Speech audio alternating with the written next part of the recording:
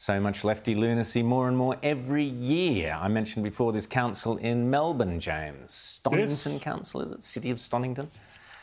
Yes. Well, you've got this council, and they have decided to do the whole war on Christmas thing. And instead of saying Merry Christmas, it's now Make Merry. Now, I don't know exactly what that's supposed to be. That's a sentence fragment. It's a sentence fragment. It's a sentence fragment. But it doesn't mean anything. And that's the whole point, you know, because if you think about where all of this, the reason why I think the war on Christmas is such a redolent thing that captures the attention of so many people. It's not just about, you know, Christmas and the holiday itself and what that's supposed to mean and different people's meaning of Christmas, but it is about the undermining, the kicking out the foundations of everything sort of shared in our society. Christmas used to be something, whether you were, you know, secular or not, you know, you could celebrate Christmas. You had different versions of it for everybody, but the point was that it was something that everybody could do. And, you know, what I think the left really wants, not to overanalyze it, but that's what I do, I overanalyze things, is that... You only just noticed. I only just It's noticed. only taken you to the end of the year to notice. Very quick point. Is that when people don't have shared meanings, then they're atomized, and then therefore, you know, the state can decide what it is that you believe in, and that's why you have so many people who get obsessed with whatever the current thing is, because there's not a shared thing. Liz? Yeah. Stonington literally said that they've done this to be more inclusive. Can you name me a single person who's offended by the word Christmas? I mean, if you're trying to suck up to the minorities, they love Christmas. Most of them actually, and notice it's always okay to tell the majority to be the ones to, go out without your Christmas. We don't want to offend minority groups.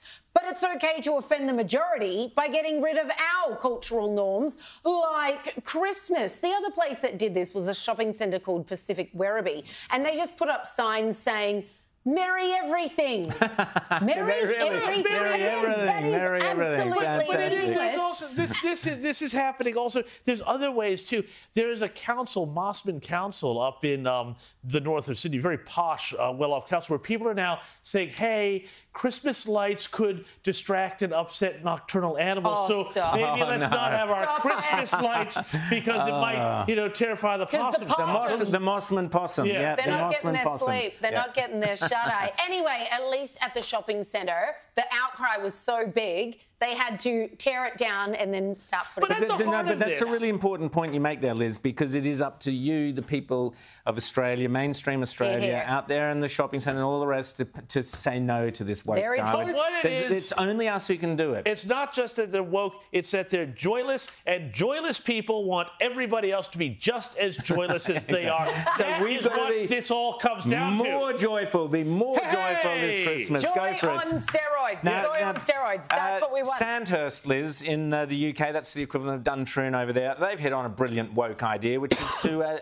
Well, tell us. Just make it easier to get in. If your academic standards aren't up to scratch, if you're obese, no, it's not quite that bad, but it doesn't matter anymore. Let's just lower our standards because they have an unprecedentedly bad recruitment crisis, not unlike here in Australia, where we've seen committee hearings being told exactly the same thing. We're not recruiting. We're not even replacing ourselves at the rate that people are leaving. So their suggestion is just like, well, we'll just lower the standards. More people can get in. I mean, this is the army. This is the officers' army. The leaders. You really want less talented people than we had before. The same thing might be applying to a Canadian fire truck company where I always say it's not about being diverse or inclusive or but what's your priority? What's your number one priority? Well, here's the fire brigade in somewhere in Canada.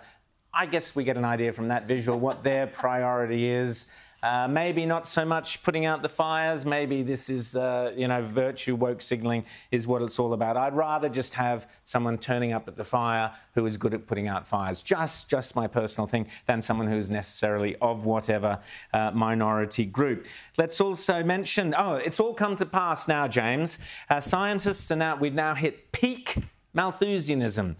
Scientists are now saying that breathing is bad for the environment, James. Well, you and I guess you could say the mask slips, so to speak, doesn't it? But look, this is what we always do. We always knew that at the heart of this environmental movement is a real anti-human movement. Totally. Interestingly, Elon Musk was warning about this. He said a lot of the people who are pushing all of this stuff and the billionaires hate people. They think there's too many people, and this is where it all comes down to. You're breathing, you're the problem. They see us as the cancer on the planet and treat us accordingly. Well, I look forward to them doing their bit by ceasing to breathe as soon as possible. I always say to people, once you understand the carbon they want to reduce is you, exactly, everything starts making sense. 100%, very great insight there. Javier Millet, we spoke to John Ruddock last week. He's already kicked off literally getting rid of bureaucracies, getting rid of ministries. He's doing it. He said he would beforehand. He showed us how he would do it, and he is doing it, which is fantastic. Great news there. Peter Dutton, take note. That's how you win elections. And, of course, we mentioned Dubai and COP28. It was snowing in nearby Saudi Arabia. The planet loves laughing at lefties like nothing else before.